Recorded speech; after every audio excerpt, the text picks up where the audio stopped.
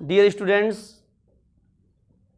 आज हम पुनः नाउन फंक्शन एंड रिलेशन में जो उसका पार्ट है ओकेटिव केस लेकर के आपके सामने प्रस्तुत हुए हैं। जैसा कि वोकेटिव केस का मतलब होता है संबोधन कारक, संबोधन कारक जिसके दो और नाम हैं जिनको हम नॉमिनेटिव ऑफ एड्रेस कहते हैं या उसको हम कॉलिंग केस कहते हैं। पुकारने वाला कारक, calling case, nominative of address, संबोधन कारक, संबोधन कारक के नाम से जानते हैं। अभी जो वोकेटिव केस होता है ये क्या होता है? इस केस में, इस कारक में, in this case a noun is used, pronoun भी होता है, केवल नाउन नहीं प्रोनाउन भी होता है। A noun is used before और आफ्टर इंपरेटिव सेंटेंस। ये लिखा इंपरेटिव सेंटेंस लिखा हुआ है, IMPERATIVE, imperative sentence, SENTENCE। Imperative sentence के पहले या बाद में ओकेटिव केस का प्रयोग किया जाता है। अब ओकेटिव केस का जो स्ट्रक्चर होता है वो दो तरीके का होता है। कितने तरीके का होता है? दो तरीके का। देखिए वो क्या होता है। पहला जो होता है वो स्ट्रक्चर क्या है? Vocative case comma plus bare infinitive. Bare infinitive, infinitive दो प्रकार के होते हैं, एक फुल इन्फिनिटिव होते हैं, एक बेयर इन्फिनिटिव होते हैं। फुल वाले में टू का प्रयोग होता है, अब बेयर वाले में टू का प्रयोग नहीं होता है। बेयर में नंगा होता, नंगा माने खाली, टू का प्रयोग नहीं होता है। दूसरा जो स्ट्रक्चर इसका है इसी का उल्टा है, बेयर इन्फिनिटिव कामा प्लस ओकेटिव केस। नाउन या प्रोनाउन होते हैं। ज्यादा से ज्यादा जो नाउन होता है वोकेटिव केस का वो प्रॉपर नाउन होता है। क्या होता है? प्रॉपर नाउन, ज्यादा से ज्यादा, मैक्सिमम। जैसे सेंटेंस समझिए, संबोधन में, संबोधन कारक में जैसे मोहन, ध्यान दीजिएगा, मोहन कमा रीड योर बुक। मोहन अपनी किताब पढ़ो। क्या बताए हैं? ये जो वोकेटिव केस होता है इंपरेटिव सेंटेंस के पहले होता है या बाद में होता है। ये तो पहले वाला हो गया। अब पहला स्ट्रक्चर काम कर रहा है। देखिए वोकेटिव केस लग गया मोहन, अब वोकेटिव केस के रूप में यहां मोहन काम कर रहा है, नाउन के रूप में।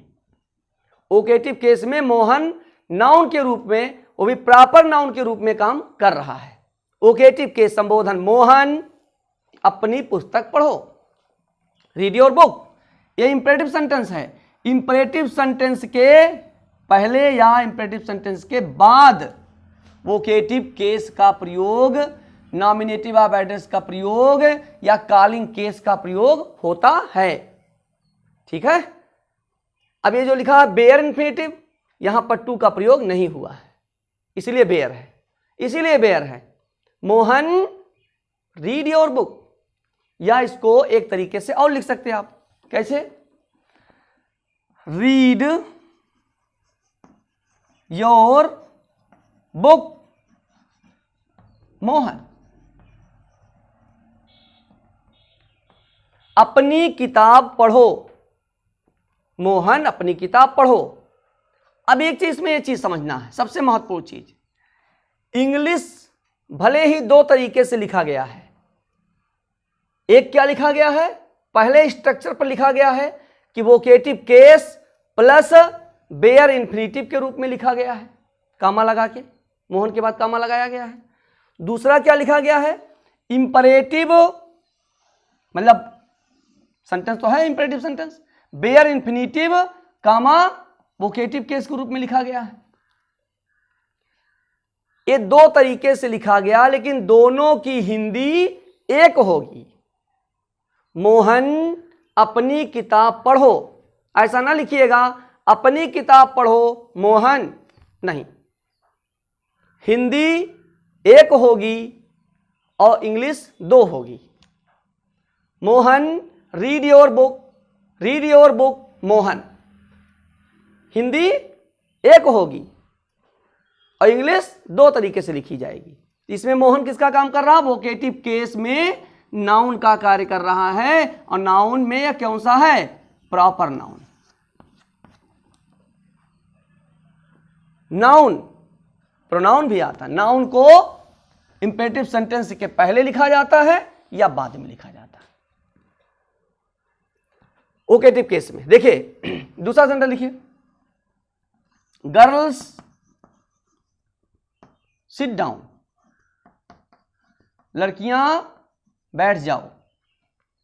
गर्ल्स सिट डाउन, कामा का मेन रोल, अल्प विराम का मेन रोल होता है। अगर कामा नहीं लगाएंगे तो ग्रामेटिकली एरर हो जाएगा, गलत हो जाएगा, ठीक है, इसलिए कामा लगाना जरूरी है, तब वोकेटिव केस में नहीं होगा, फिर ये समस्या हो जाएगी। गर्ल्स सिट डाउन, या ये पहला स्ट्रक्चर हो गया, या सिट डाउन कामा गर्ल्स, हिंदी एक होगी, लड़कियां बैठ जाओ, लड़कियां बैठो, लड़कियां बैठ जाइए, लेकिन ऐसा नहीं होगा बैठ जाइए लड़कियां, बैठ जाओ लड़कियां, ऐसा नहीं। हिंदी एक, इंग्लिश इसकी दो तरीके से बनेगी। एक क्या है, गर्ल्स वोकेटिव केस में, वोकेटिव केस है, वोकेटिव केस है, कौन सा चीज है, नाउन है, कौन सा नाउन है, कॉमन नाउन है। आगे बात समझ में। तो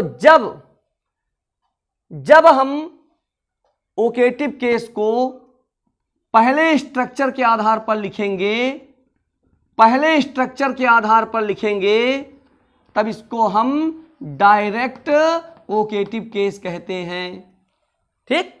और जब हम इसको दूसरे स्ट्रक्चर के आधार पर लिखेंगे, तब इसको हम इनडायरेक्ट वोकेटिव केस कहते हैं। आगे बात समझ में। अब देखिए, कभी कभी इसमें प्रोनाउन भी काम करता है, प्रोनाउन भी काम करता है, बहुत इंपॉर्टेंट है, बहुत माइनर चीज है, समझ लीजिए इसको बहुत ध्यान से। तमाम किताबें पढ़ने के बाद हम इस निष्कर्ष पे आए हैं, ध्यान दीजिए इस बात को। प्रोनाउन भी काम करता है। यू प्रोनाउन इस नियम का अपवाद होगा, और जब यू को हम vocative case plus bare infinitive के रूप में लिखेंगे, ध्यान दीजिएगा, वोकेटिव केस के रूप में लिखेंगे तो बिना कामा के लिखेंगे, ये ध्यान रखिएगा, कामा इसके मेन होता है, बिना कामा के लिखेंगे, एक केवल एक सेंटेंस इस तरह जिससे हम लिखेंगे, बिना कामा के लिखेंगे। और जब दूसरे स्ट्रक्चर में लिखेंगे तो कामा जरूर लगाएंगे। ध्यान समझ में आया, ध्यान से समझ में आ गया, मन लगा के समझिए इसको, कि जब यू को हम पहले स्ट्रक्चर के रूप में लिखेंगे तो कामा का प्रयोग नहीं करेंगे, लेकिन जब इसी को हम दूसरे स्ट्रक्चर में लिखेंगे तो कामा का प्रयोग जरूर करेंगे। जैसे देखिए सेंटेंस समझिए, केवल यू एक सिंगल अपवाद है, ध्यान दीजिएगा। जैसे देखिए, you come here,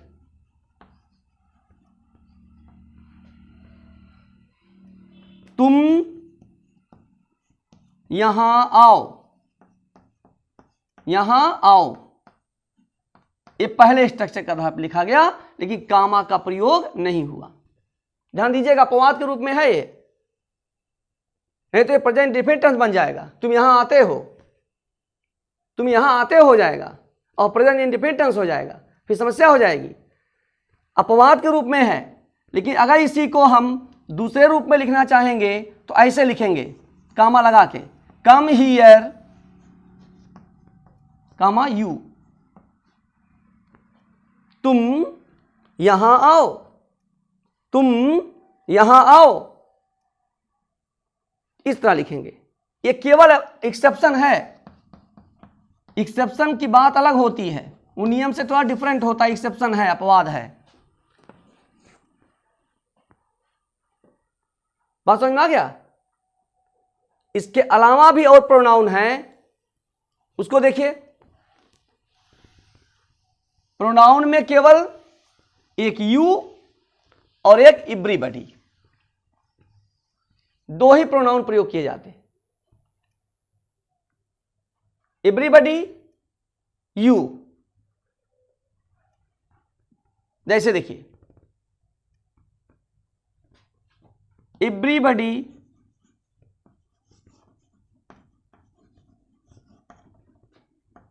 stand up,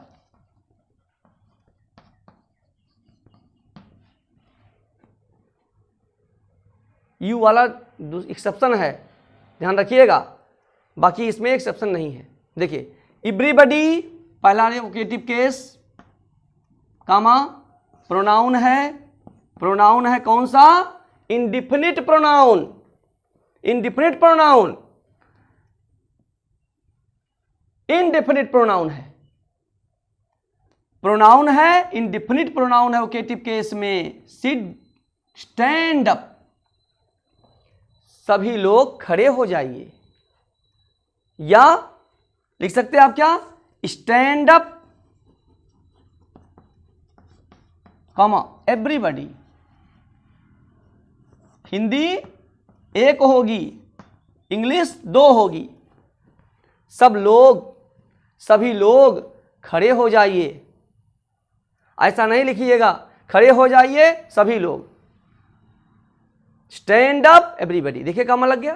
तो ये वोकेटिव केस में है, ये क्या है? वोकेटिव केस में है, प्रोनाउन का काम कर रहा। कौन सा प्रोनाउन? Indefinite pronoun.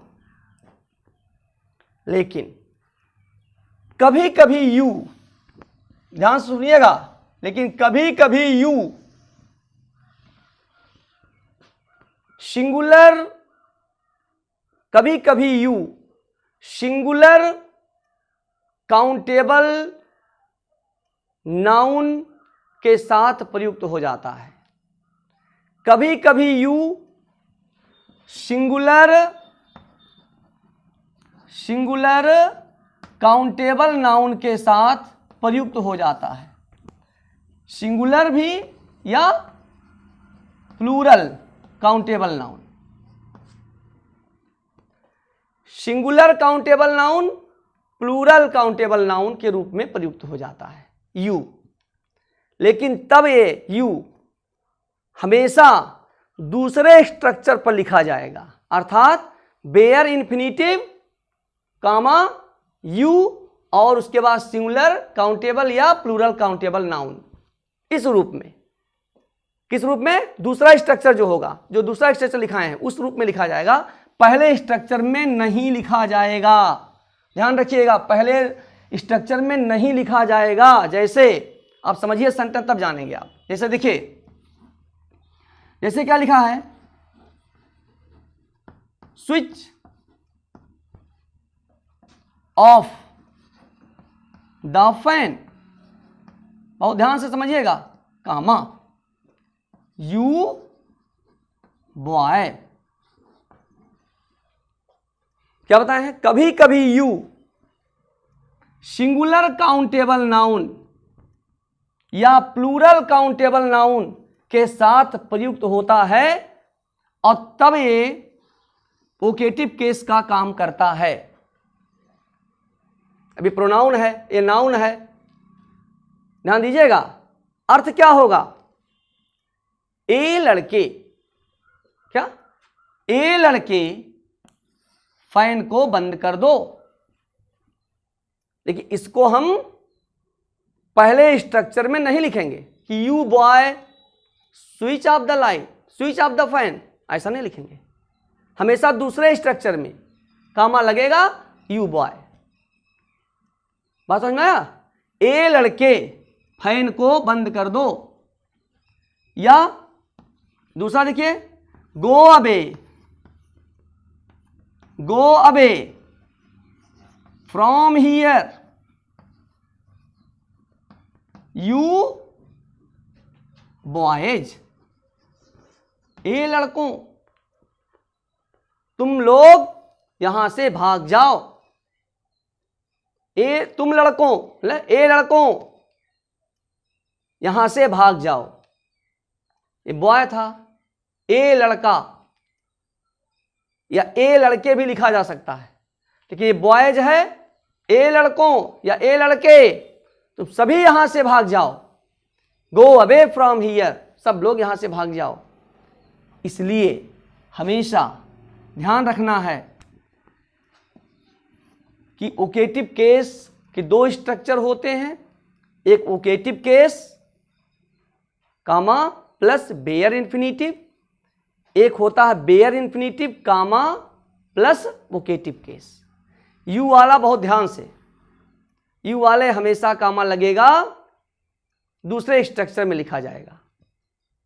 ठीक है, बात समझ में आ गया? इस तरह ये वोकेटिव केस का हमने महत्वपूर्ण टॉपिक आपको समझाया है, आपको समझ में आ गया होगा। इसके बाद हम नेक्स्ट टॉपिक के साथ उपस्थित होंगे। That's all, thank you.